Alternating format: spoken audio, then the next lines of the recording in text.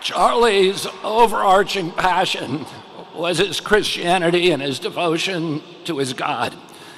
He believed what St. Francis taught us almost 1,000 years ago, that we should strive to live our lives in perfect imitation of Christ. That we should turn every day and every moment and every interaction into a prayer. And Charlie understood the great paradox that it's only by surrender to God that God's power can flow into our lives and make us effective human beings. Christ died at 33 years old, but he changed the trajectory of history. Charlie died at 31 years old, but because he had surrendered, he also now has changed the trajectory of history.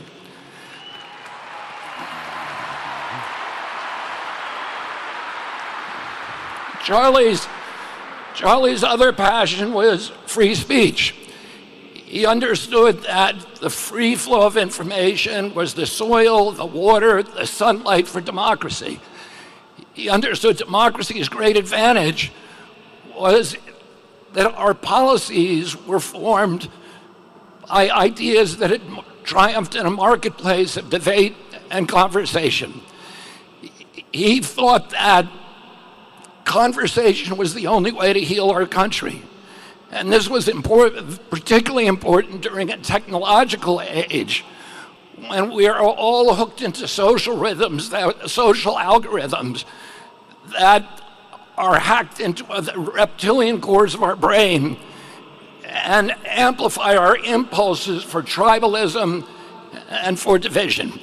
He felt that the only way to overcome that biological impulse was with a spiritual fire and with developing community, and the only way to develop community was through conversation. And so he always gave the biggest microphone to the people who were most passionately aligned against him, because he believed that we need to talk to each other and that we needed to be able to say what we mean without saying it mean. A few years ago, my brother David died, and I asked my mother, does the hole that they leave in you when they die, does it ever get any smaller? And she said to me, it never gets any smaller. But our job is to grow ourselves bigger around the hole.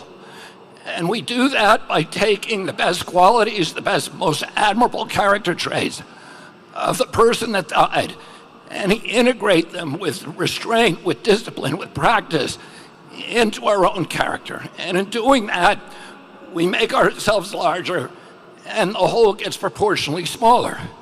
But we also give a kind of immortality to the person who left us, because their work continues through us. A couple of days ago, my granddaughter left for college in Europe. Her mother noticed that she packed a Bible. When her mother asked her why she made that choice, she said, I want to live more like Charlie. And it's...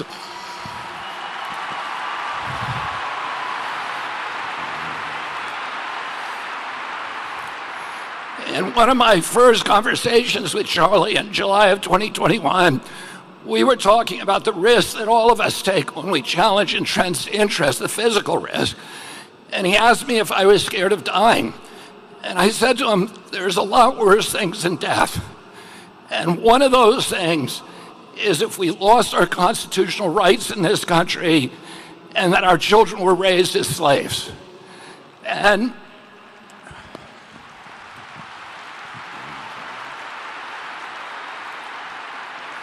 I said to Charlie, I said, sometimes the best consolation we can hope for is that we get to die with our boots on.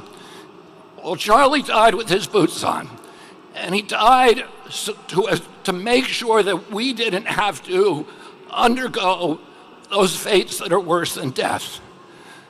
Oh, let's remember Charlie. He was, for those of us who were friends with Charlie, we don't need any more evidence of the love of God, because the evidence, the friendship is the best evidence that God loves us all. Thank you, and God bless you.